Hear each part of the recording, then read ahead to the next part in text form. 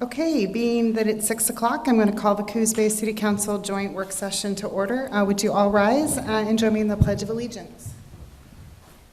I pledge allegiance to the flag of the United States of America and to the republic for which it stands, one nation, under God, indivisible, with liberty and justice for all. Thank you for those joining us this evening. Mayor Benetti is not going to be attending tonight's meeting. I want to let everyone know that Councilor Matthews is online with us this evening, and Councilor Stevens is away this evening as well. I also want to remind everyone that this is a work session, so no formal decisions will be made on any of the action items this evening. With that said, the first item on the agenda is public comment. I know we have Dr. May here who's going to be commenting later in the program, but any other public comments for this evening? Okay, with that said, we will review some of the upcoming City Council and URA action items, and the first item is a transportation discussion regarding the intersection of North 10th Street and Date Avenue. Jim? You want to give us an update on that? I do. I'll get us started.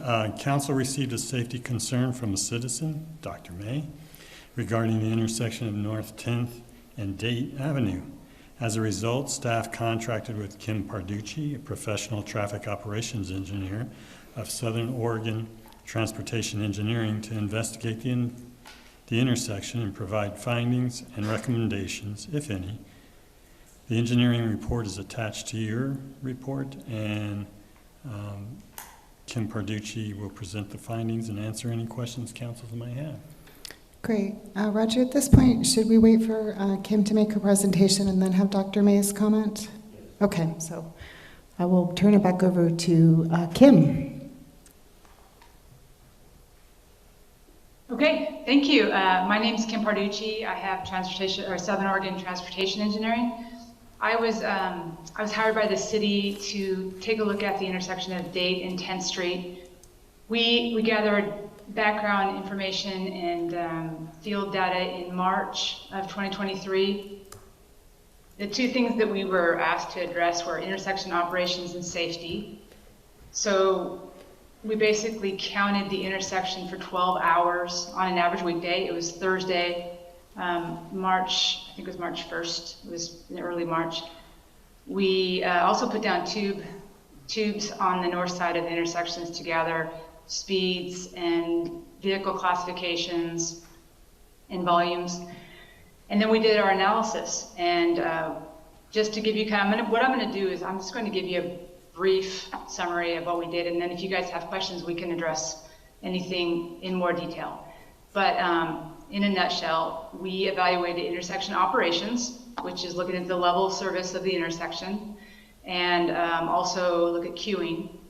The intersection, at the time that we were doing this analysis, it was my understanding that the city was considering possibly an all-way stop. So we looked at two different scenarios. We looked at the intersection as it is today, which is a two-way stopped intersection with Date Avenue stopped and 10th Street, 10th free, as well as we looked at an all-way stop.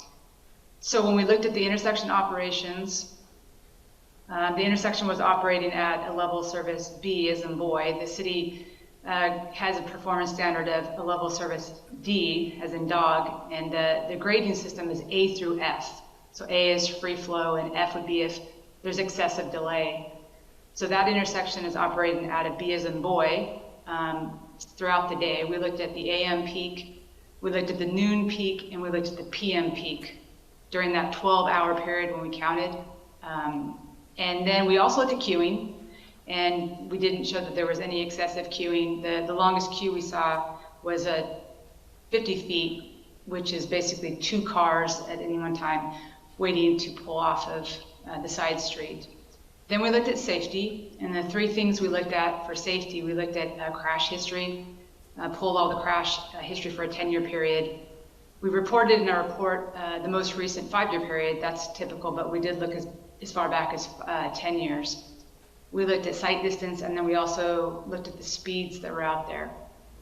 What we noted about the safety was there is no crash history. right now. There was one crash in a 5-year period.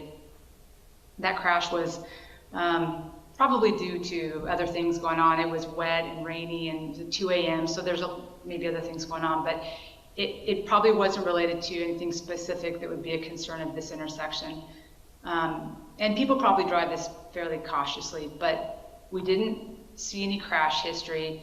We did look at sight distance, and we did note that there were sight limitations from the east approach, actually from the west and the east. If you're parked behind either the stop bar or the crosswalk, it's difficult to see to the south because of obstructions.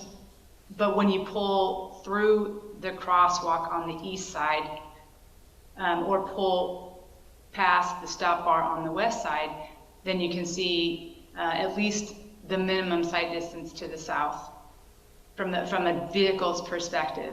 And this is something that typically cars will do. They typically will stop behind the crosswalk or the stop bar, and if they can't see, they'll typically nudge out until they can see before they pull out of this side street. So we looked at the sight distance, and we noted that the one obstruction was from the east approach looking south. Even when you pulled through, it was still difficult to see because of two things that were going on. There was a block wall on the southeast corner of the intersection that's raised, that has a fence on the inside of it, and that obstructs the view of the vehicle on the east approach trying to make a left turn because it's tight against the back of sidewalk. And then the other thing that's happening at this intersection is you have on-street parking, which also limits your sight distance to the south. So those are the two things that are happening from that east approach. And we noted that. The other thing that we noted was the speed. So we gathered the speed data, and the 85th percentile speed on 10th Street was 33 miles per hour northbound and 35 miles per hour southbound. The posted speed is 25. So we showed that the 85th percentile speed, which is the speed that most drivers are driving, is higher than the posted speed. So there's speeding going on out here. As a caveat to that, though, what I would say is part of my conclusion with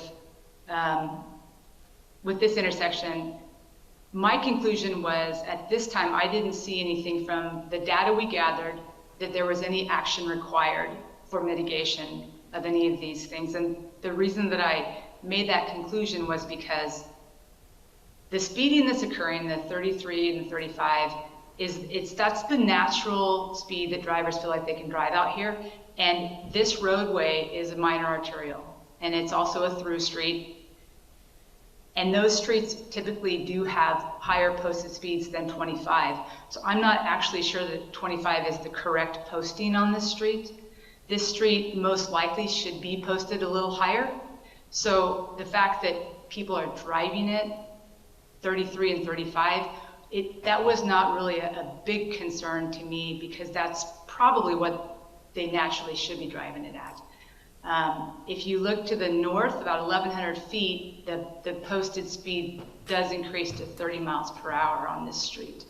So that was one thing that I took into consideration with that. And then the other thing with the sight distance is this sight distance problem that you have with the on-street parking, that is common at all intersections that have on-street parking. It's one of those things that you deal with anytime you're at an intersection that has the on-street parking. It's always difficult to see. Cars have to pull forward to see, and it's something that you're going to deal with every time you have that. The only way to remove that is to remove the parking on street.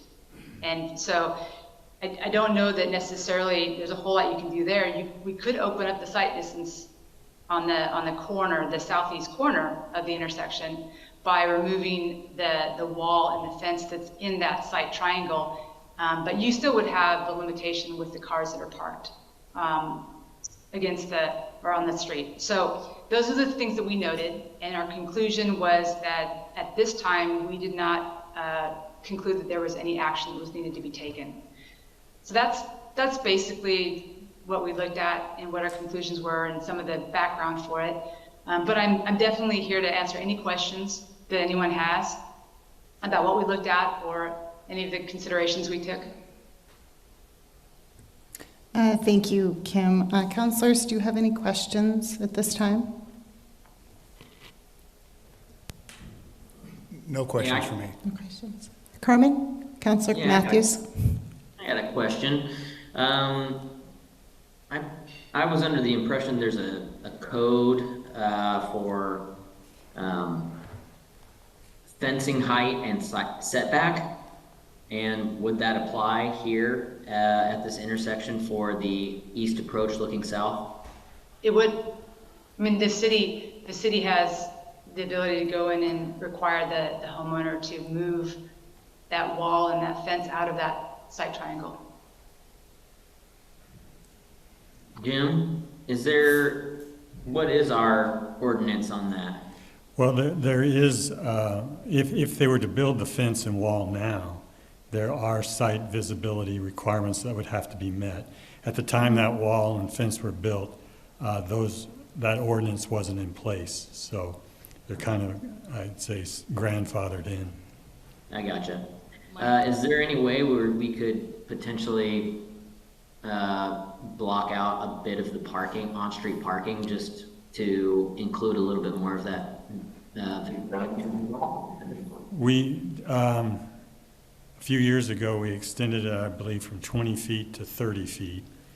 And if we extended any more, it would have an adverse impact on the adjacent residential homeowners who don't have a lot of space in their driveways and thus park on the street.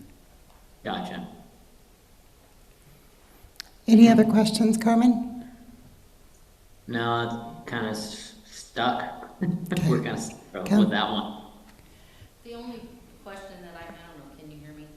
The only question that I had, probably when this road was built, it wasn't as wide as it was or improved as it was, which probably led to that structure, or like you said, the ordinance wasn't in place, and I don't know how you remedy that. There's not a lot of parking. I ran those hills when I was a kid, and there's just not a lot of parking on the properties because they're pretty tight in there. And so I think impacting what people need to do when they're home is something that we have to consider as well. I'm surprised that the speed is as low as it is, considering that that's a pretty long downhill road. Probably for the same reason we're talking about today, is my guess. Roger? You had that look on your face that you wanted to say something. No? No, it's just a difficult, Could we use the microphones? Thank you. yeah, it's just a difficult position. While there may be a desire to make some changes on that corner or to limit the parking, just making the changes on the corner, I think, as the consultant said, wouldn't change any of the conditions. But at the same point, there's nothing that shows that you should make the changes. Given the fact that there's only been one crash in the last 5 years and there haven't been a number of accidents. Yes. Okay. Well, if we're looking at pedestrian safety though in that area, I can see, the points that have been made in the past by the residents. There are children, there are adults, we have a park down below there, I totally get that. Is there something else we could look at that maybe creates some sort of a hazard warning if somebody is trying to cross at that intersection? You certainly could look at putting a rapid fire crosswalk blinkers on that. Okay. Would we be able to look at getting one of those speed signs that just kind of flashes people's speed at them over there? I know we don't want to overpopulate everything with those, but Yeah, the unintended, that does help for some people in compliance, and for others, it just shows them how fast they're going. it's true. And some people like to see how fast they can go. That's fair. So Roger, your recommendation, we could do that easily? So it can be done. There's a cost involved, and it would take a number of weeks to get, but we would have to, it'd have a budgetary impact. If I remember correctly, it's somewhere in the neighborhood of $5,000. Probably about 5,000 for one. Okay. And we would only need one, correct? Okay, great. Yeah, I think we just have one crosswalk at that intersection. Okay. Councillor Cribbins? I suppose just, I live up on Date, so I come down that hill essentially every day, and the visibility from the eastbound approach looking south is very poor. But I think as noted, I don't know if there's much you can do without significantly impacting the people that actually live there. But as far as the pedestrian thing, I think the flashing light to indicate that there was someone crossing I agree. would be beneficial. I agree. Thank you. If there are no other comments, I will ask Dr. May to give his public comment. Dr. May, we just ask that you come to the podium, you give your first and last name, where you reside, and you have 3 minutes. My name is Mark May. I live a block away from this intersection. I've lived there for 44 years, and for the last 25 years, I've almost on a daily basis walked my little wiener dogs across that intersection going to Mingus Park. I presented this problem 7 months ago, and up until 4 days ago, I was kind of disappointed in the response that I got. I know that some years ago, Jim actually spoke to the homeowner at 784 Date, asked him if he could park his trucks elsewhere, because the major problem, not so much for people in cars going, trying to turn left from the east side, but the major problem is for pedestrians. And I know when Kim Parducci did her study, the photos that she provided you show either one or no vehicles parked on the east side of that street. But when you put a Mini Cooper and 2 trucks right there, you cannot see Mingus Park. The vehicles, no matter what their speed, coming up the hill, can be 5 in a row, and they cannot see the pedestrian. And almost on a daily basis, I will step out into that intersection with my dogs. I mean, I'm in the crosswalk, and people don't stop. I have no idea what you spent on the study. In my mind, the solution would be solved by a gallon of yellow paint painted on the sidewalk and a no parking sign. If there were no parking in front of 784, now, because there was a car there this evening when I came, in 780, the view would be clear, both for the pedestrian all the way down to Mingus Park, and would be clear for the drivers coming north up the hill. And in my mind, that would be the simple solution. The corner on the house with the white picket fence and the block wall may be a problem for people in vehicles trying to turn southbound, but you're beyond that when you're a pedestrian. I mean, you're on the sidewalk, the picket fence is behind you, and it would seem to me that it's much less expensive, much less disruptive, just to extend the yellow line.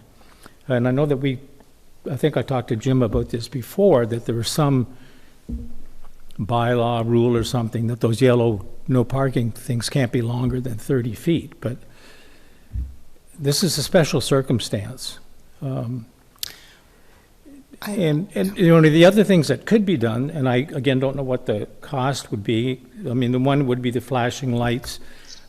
Speed bumps could be put in, which would it wouldn't stop the traffic, it wouldn't cause people to queue, but it would at least slow them down, so the pedestrian at least would have a chance to see down, and the people would be slow, because they can't see the pedestrian either when they come up the hill. Another solution to the problem would be to move the pedestrian crosswalk to the other side of the intersection, to the north, so you could cross there, because then you have another 30 or 40 feet of visibility down the hill. And I don't know if I have any other suggestions.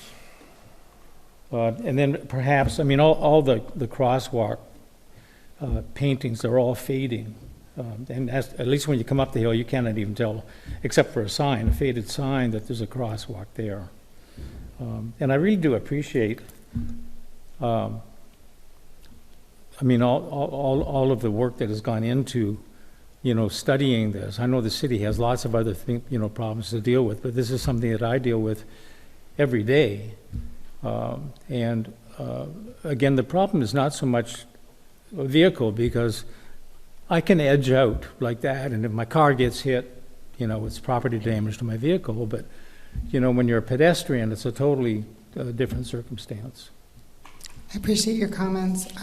This is government, so I will say this. I remember when you came to us, and then obviously we had to go out and get the survey, and so that typically takes a bit of time. I know you said this was a 7-month process, but I'm actually quite impressed with the city, with the fact that you came to us, we heard you, we actually got a report, and here we are, today And having the I'm discussion. quite impressed and Yeah. appreciative too. Yeah. Also considering that the council members don't get paid, really, for doing this. No, I appreciate, and- pedestrian safety And the is bottom line important for me to was, us. if you give me a gallon of paint, Yeah.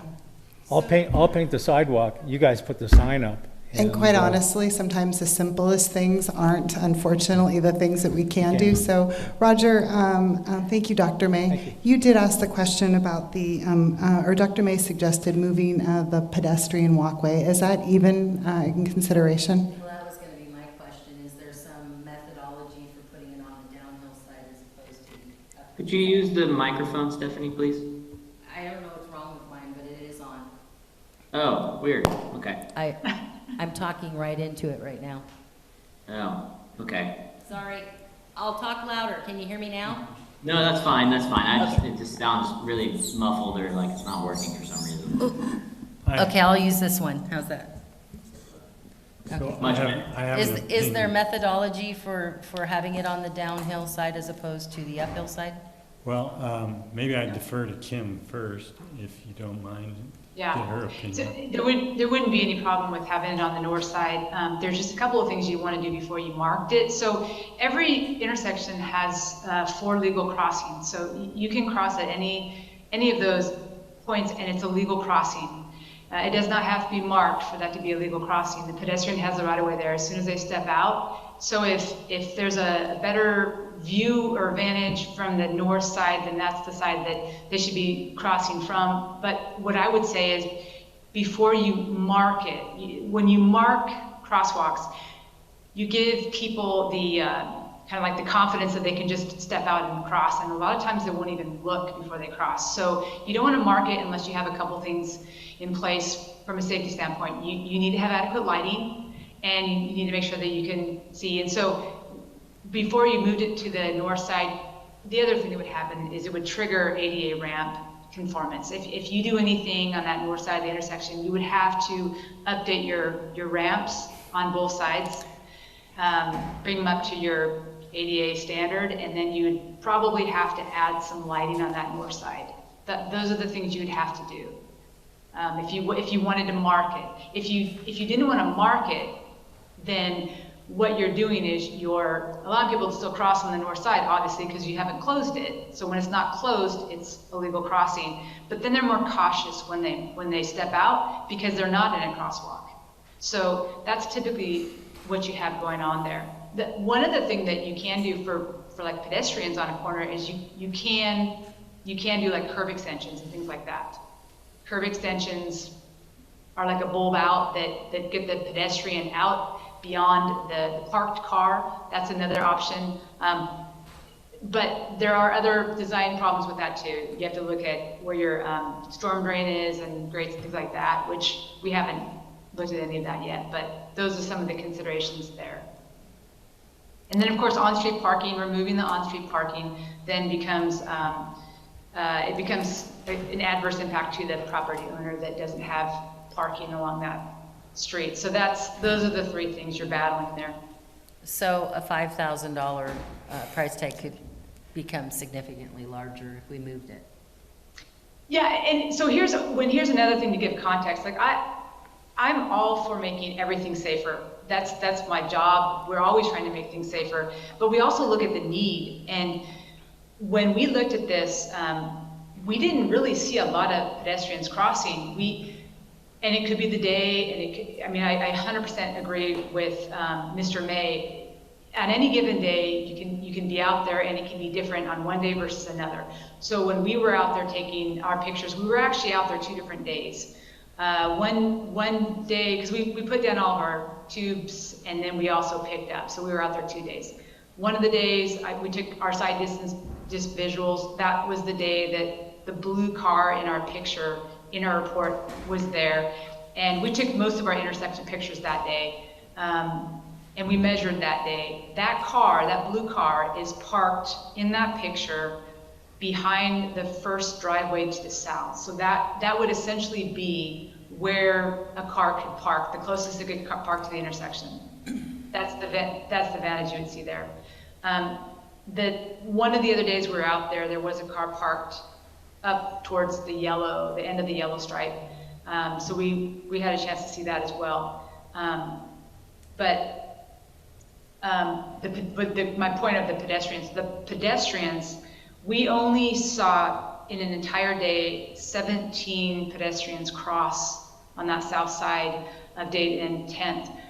We wouldn't have even really noticed any pedestrians because we typically look at the peak hour, and in the AM peak there was 0, in the PM peak there were 0, and in the noon peak there were 3.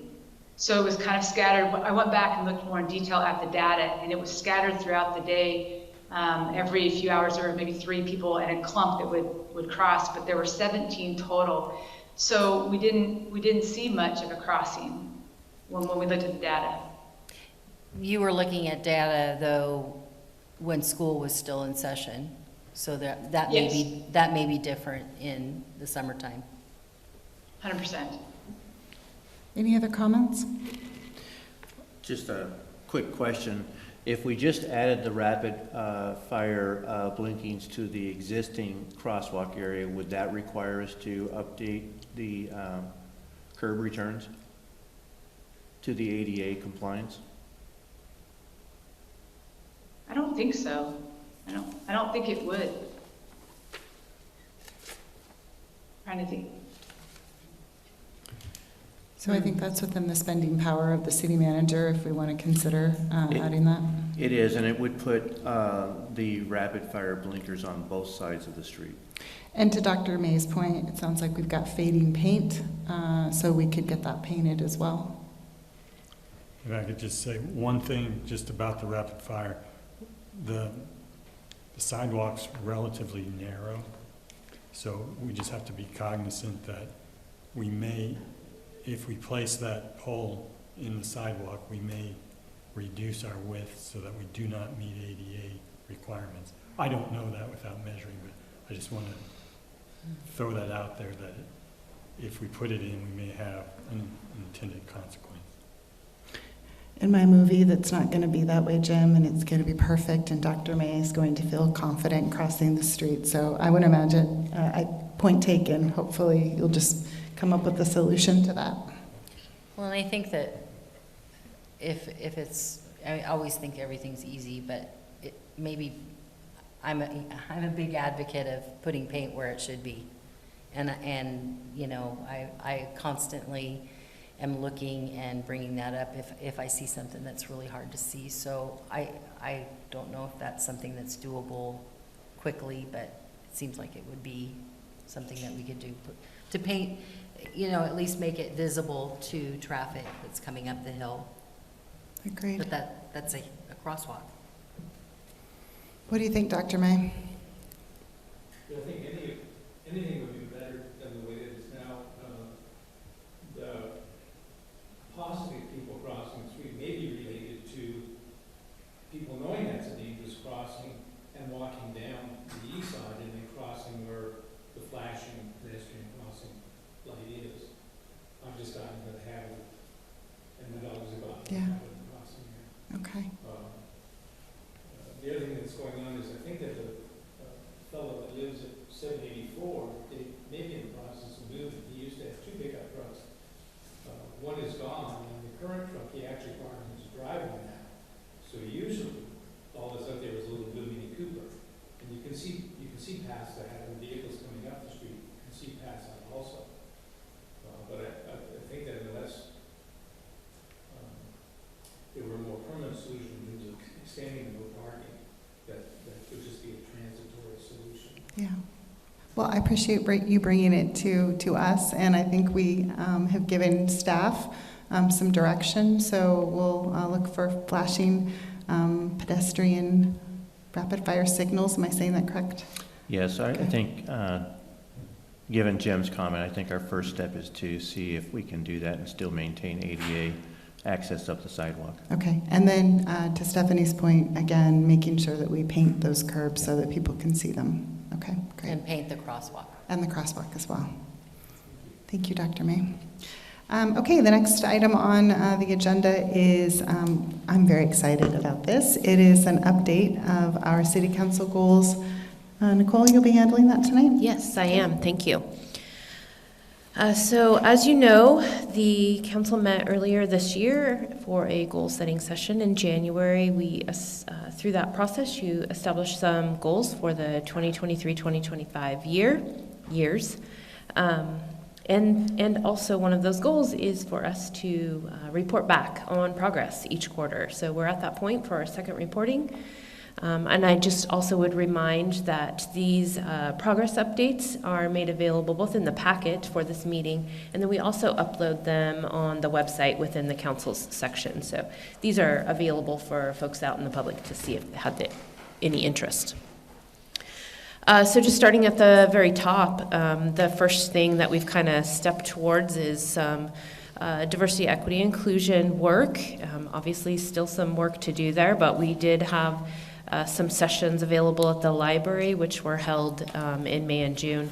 We are looking at some options that will kind of extend out to all staff, but we want to meet a little bit internally and kind of focus in on where we'd like the end result of those training sessions to land with staff. You know, we want to make those be informational and also impactful for their learning. So we haven't designated what we're looking at, and whatever we do look at, we would obviously extend to any council members who would like to attend, with the goal being this training to happen in August. Great.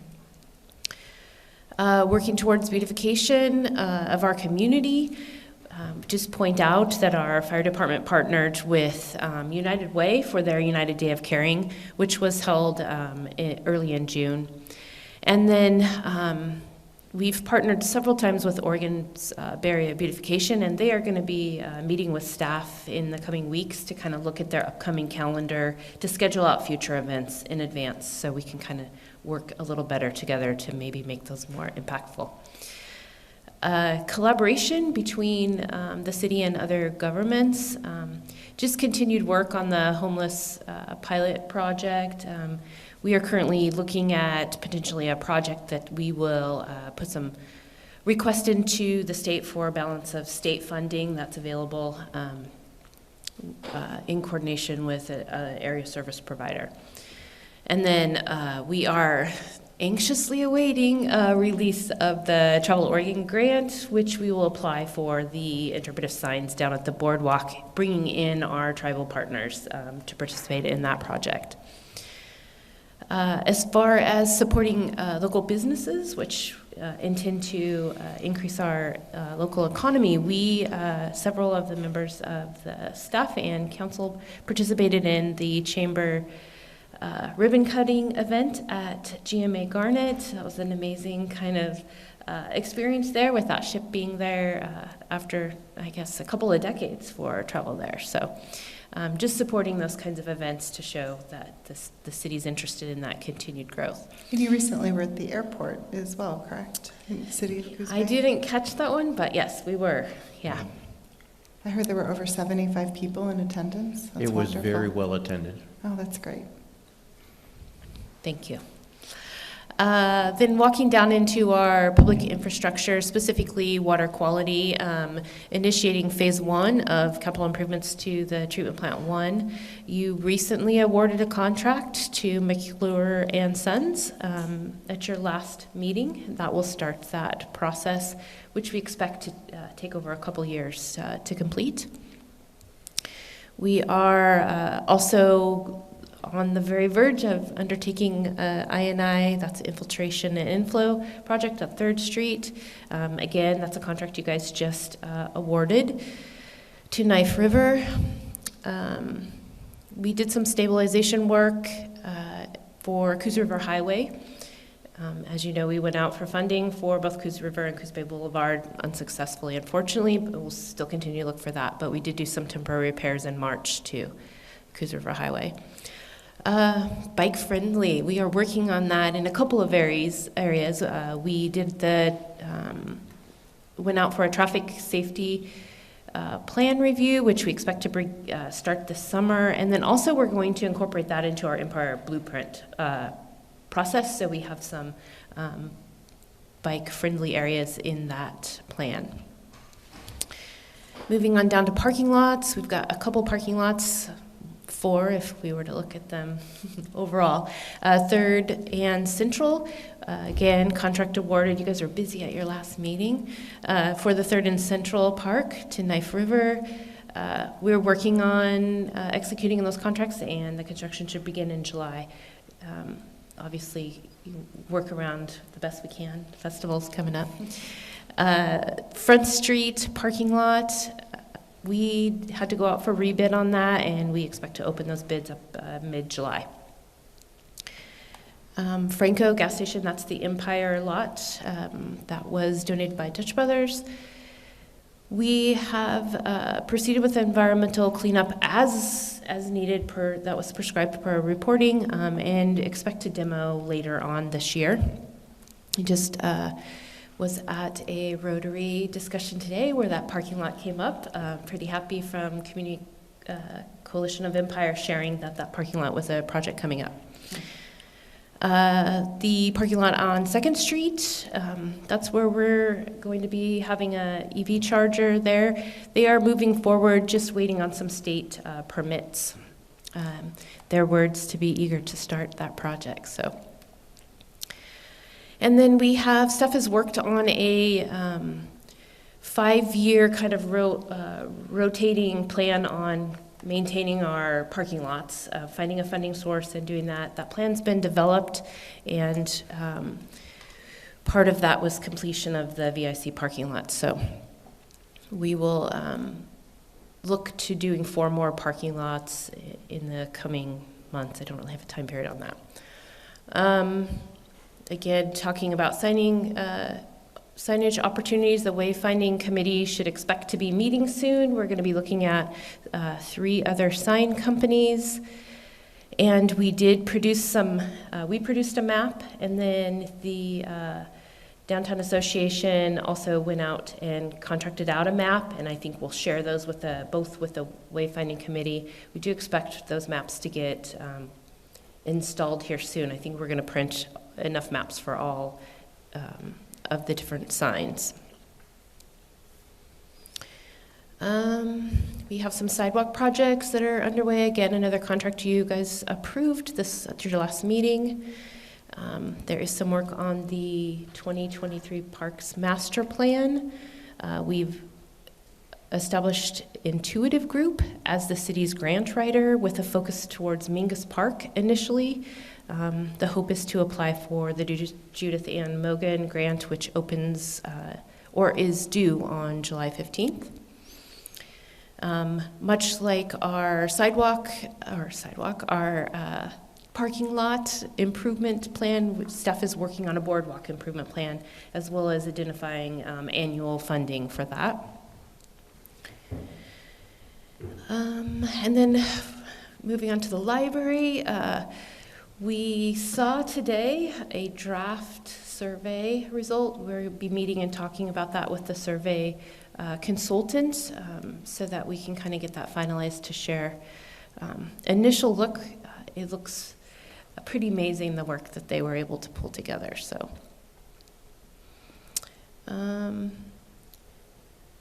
there was some work that happened in this last quarter regarding the urban growth boundary. The county county commissioners met, and they approved their staff moving forward with updating or affirming the previously agreed to UGA for the city's UGB. That's not enough letters. And then shopping carts. We expect to come back to you in July with a proposed draft ordinance for language around shopping carts. Let's see what else. Recruits for volunteer firefighters. We did hire some reserve officers in the last quarter. We talked about that. In this most recent quarter, the fire department has had some activity with a fire camp that was held at North Bend, and also adding 3 new student firefighters. And I think that is what I was going to share with you guys. If you had any questions, we'd be happy to answer. I had a few, but any other council comments before I ask? So you talked about the wayfinding signs and the maps produced. We were looking for a paper, that committee that was waterproof. Is that what you're speaking to? Is that waterproof paper? Yes, so we researched and got some paper. We've actually printed a map. Okay. And then we have the one that the Downtown Association got prepared. We intend to put our paper versions and the Downtown Association up on all signs, but we want to just, have the opportunity for the group to also look at them. So, Good. but it is pretty good paper. I think it's based on the one that you might have let us know about. So, but we do have those in-house. Great. So we're going to start there, and then obviously we'll be meeting to look at other signage opportunities, but doing that map that's waterproof, people can see it, that's the first step, correct? Yes, the goal was to get something that's current and updated out there as soon as possible, yeah. Great. We may need to have those new fire recruits test the water hoses on that to see if it's waterproof. Nice. Because we're in good weather now. Yeah, nice. So. That's a great comment. Also, the EV chargers. Can you give us an update on the Tesla EV chargers? I thought we were going to have 8. That's what I thought I remembered. Do I have that right? So we have a EV charging station project underway on the 2nd Street parking lot. Disclosure of that has been limited to that level. So that's where they're waiting for state permits to finalize. There was some questions there about doing some work that might cause some damage to 4th Street. We just put that, road in, and we've come to conclusion on that. So Okay. that was a little bit of hold up. Permitting through the city's completed. We're just waiting on some state permitting. Okay, thank you. Yeah. I thought I would share that some recent dialogue on the city manager listserv, when people were talking about new charging systems, one of our learned city managers said, why don't you wait just a hair? Because, and he wasn't talking about Tesla chargers, he was talking about conventional chargers, because it appears that all the charging adapters are going to get changed to the same as Tesla. Okay, thank you. For new models coming out. For new models coming out. Great. I don't have any other comments. Any other comments? Carmen? No? Okay. Well, if there are no other comments, Nicole, thank you for the update, and thank you to the staff. Obviously, we put this list together, and you're always impressive with what this team accomplishes, so thank you to staff for all of your work. With that said, are there any council comments? Troy? No comments for me. I don't have any comments. Okay. Carmen, no? Okay. Well, it's probably not the shortest meeting, but I wanted to have it be the shortest meeting, but it's probably not. But with that said, I will adjourn this meeting. Thank you. Thank you.